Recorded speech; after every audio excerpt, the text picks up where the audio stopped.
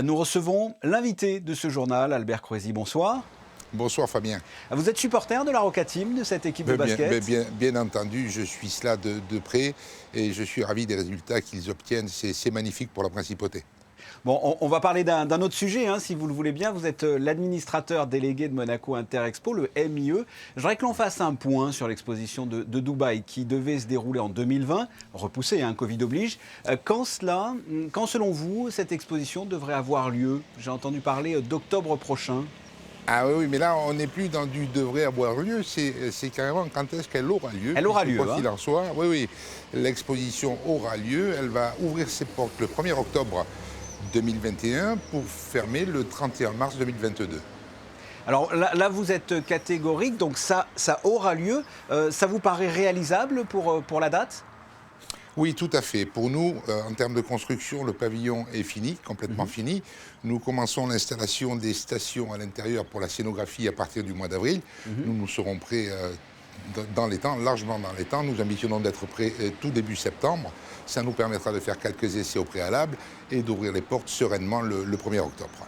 Et comment va être le pavillon monégasque? Mettez-nous l'eau à la bouche. C'est une sorte Alors, pavillon de monégasque kaléidoscope, c'est ça? Oui, kaléidoscope. Mais enfin, il va être en deux parties, en deux zones. Il y aura un rez-de-chaussée qui va être l'accueil grand public, où il va y avoir la scénographie et les différentes stations. Et puis, il y aura un premier étage où il y a un salon VIP, une salle de conférence, car nous ambitionnons de recevoir au pavillon à Dubaï un tas d'entités publiques, parapubliques de la Principauté qui viendront présenter la Principauté aux yeux du monde, d'où le thème du pavillon monégasque qui est Monaco 360. Alors c'est ça, l'exposition de Dubaï s'appelle Connecter les esprits, créer l'avenir. Le nom du pavillon, vous venez de le dire, Monaco 360 degrés, un monde d'opportunités même. Tout à fait. Qu'est-ce que vous avez voulu faire passer comme message à travers ce titre? Bien, j'ai voulu faire passer que Monaco n'est pas qu'un Grand Prix et qu'un casino, comme certaines autorités dubaïotes m'ont laissé entendre lors de mes premières visites. Monaco, c'est mille choses. C'est une activité débordante. Il y a de la science, il y a de la culture, il y a de la médecine. Il y a mille choses qui se passent en Principauté et visiblement, ils ne le savaient pas. Et c'est un peu réducteur pour moi d'entendre que Monaco n'était qu'un Grand Prix et qu'un casino. D'où l'ambition de faire ce Monaco 360, de faire un tour d'horizon et de présenter tout ce qui se fait en Principauté de Monaco. Et au niveau de l'énergie consommée, vous voulez être autonome, si j'ai bien compris? Oui, nous avons construit un pavillon autour de... Il est constitué, je veux dire, de panneaux photovoltaïques. Et nous avons l'ambition de produire en un an, puisque les panneaux, on va les raccorder d'ici quelques jours, toute la consommation que nous aurons en 6 mois. Ce que l'on souhaite le plus possible, c'est d'équilibrer la production et la consommation. Le pavillon a été repensé, il y a eu des modifications suite à la crise sanitaire ou pas du tout? Je pense notamment pour les gestes barrières, pour les passages du public.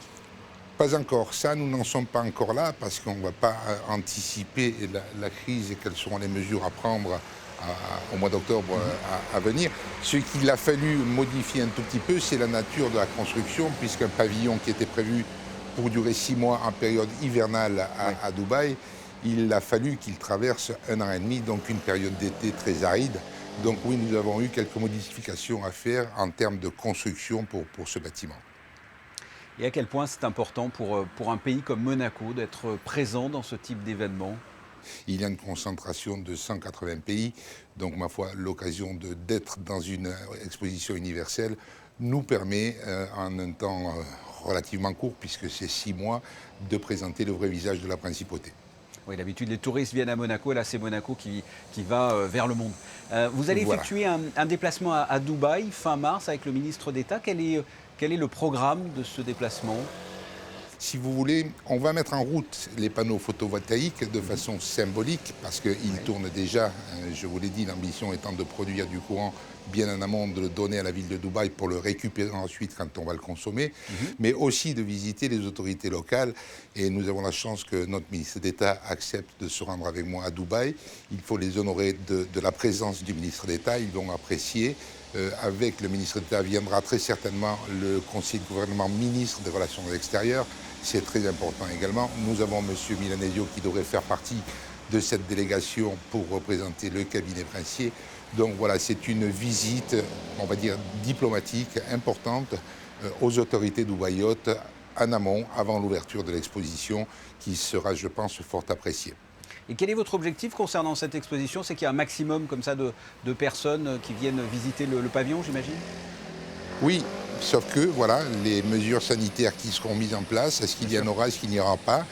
Autant je suis formel sur le pavillon va ouvrir ses portes, autant nous ne savons pas par rapport à l'évolution de la crise sanitaire.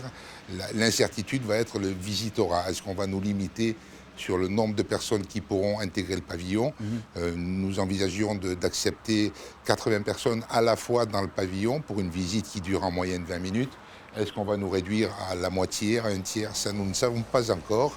S'il y aura des mesures qui tendront à limiter le nombre de visiteurs. À l'origine, il y avait 25 millions de personnes prévues pour visiter l'Expo, ce qui représentait 1 250 000 personnes pour le pavillon monégasque.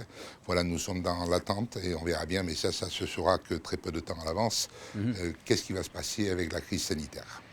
Un mot peut-être pour finir sur le staff, les jeunes qui vont peut-être travailler autour de ce pavillon, qui vont vivre cette aventure à Dubaï. Oui, nous avions sélectionné l'an dernier, avant le report, 70 jeunes gens de Monaco et de la région, des communes limitrophes, pour constituer le staff du pavillon. Le report a fait que, bien entendu, aujourd'hui, nous ne savons pas si l'ensemble de ces jeunes est encore disponible. Ils seront prioritaires pour nous accompagner cette année. On est en train de refaire le tour, d'appeler chaque personne pour savoir s'ils sont encore disponibles ou s'ils ne le sont plus.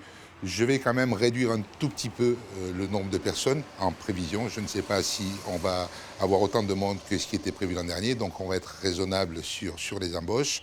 Mais j'envisage quand même d'amener avec nous une cinquantaine de jeunes gens de la principauté et des communes limitrophes pour vivre une expérience qui sera, à mon avis, un petit peu exceptionnelle.